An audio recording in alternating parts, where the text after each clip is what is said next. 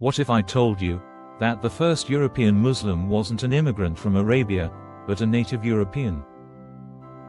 What if I told you that Islam reached Europe not only through armies and empires, but through hearts that embrace the truth, quietly, sincerely, and against all odds?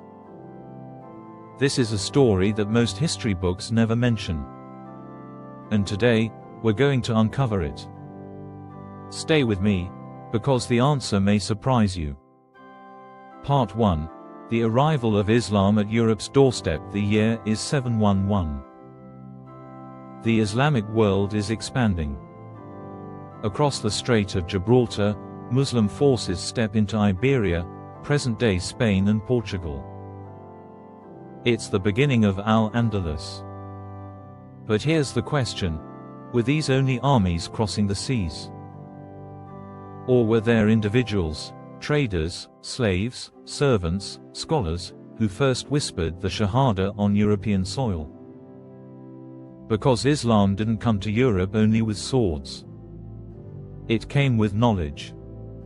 It came with trade. It came with faith. And somewhere in that tide of history was the first European to accept Islam. Part 2. The misconception: when most people think of Islam in Europe, they imagine battles, sieges, or the Ottomans at the gates of Vienna. But history is far more human than that.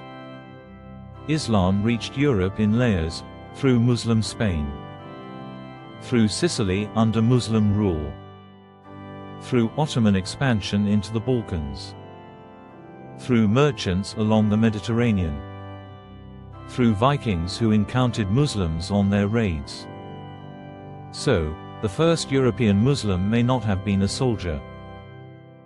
It could have been a fisherman, a servant, a woman married to a Muslim merchant. And this is where the story gets interesting. Part 3. The first whispers of Islam in Europe. Long before official records, there were encounters. Vikings reached the Muslim world in the 9th century. They traded slaves, silver, and silk. And some returned, with stories of a new faith. In Spain, some Christians embraced Islam under Muslim rule, becoming known as Muwallids. They weren't Arabs. They weren't outsiders. They were Europeans, born and raised. So maybe the first European Muslim was one of them. A local villager in Iberia, hearing the Qur'an for the first time, and realizing its light. Part 4. The first recorded converts. Now let's talk about names we actually know. One of the earliest recorded European converts was in Al-Andalus. Historical texts mention Christian nobles who, under Muslim Spain, openly accepted Islam. Others were taken as captives in war, but instead of rejecting, they found truth in Islam and embraced it willingly. In Sicily, under Muslim rule in the 9th century, many local Sicilians converted. Some out of conviction, some through marriage, some through study. And then, centuries later, during the rise of the Ottoman Empire, entire communities in Bosnia, Albania, and the Balkans began to accept Islam. But long before these large groups, there must have been the first. A single person. A man or woman whose name is lost to history, but whose Shahada changed everything. Part 5. The surprising turn. And here's the part most people don't know. The first European Muslims may not have been in Spain or Sicily. Some historians believe that during the Prophet Muhammad's lifetime, messages of Islam had already reached Europe. Letters were sent to the rulers of Byzantium, Eastern Rome. Envoys carried the message across seas and borders.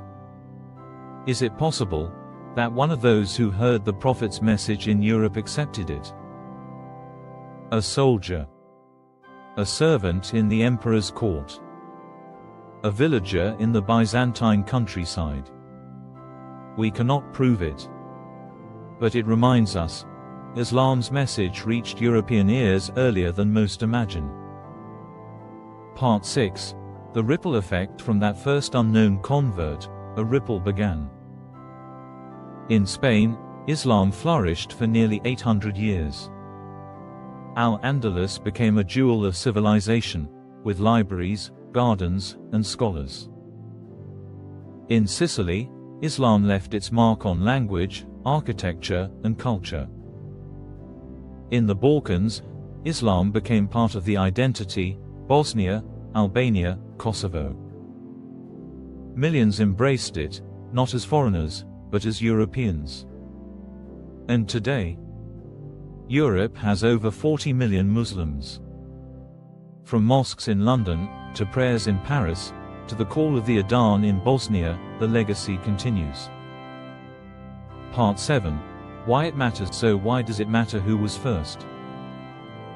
Because history often paints Islam as foreign to Europe. As if it never belonged.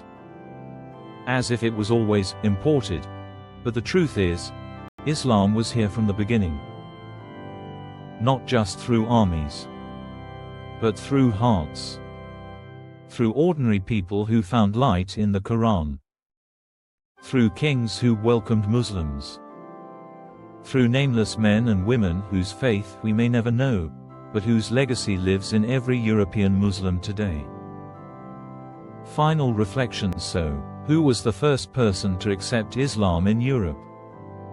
Was it a villager in Al-Andalus? A noble in Sicily?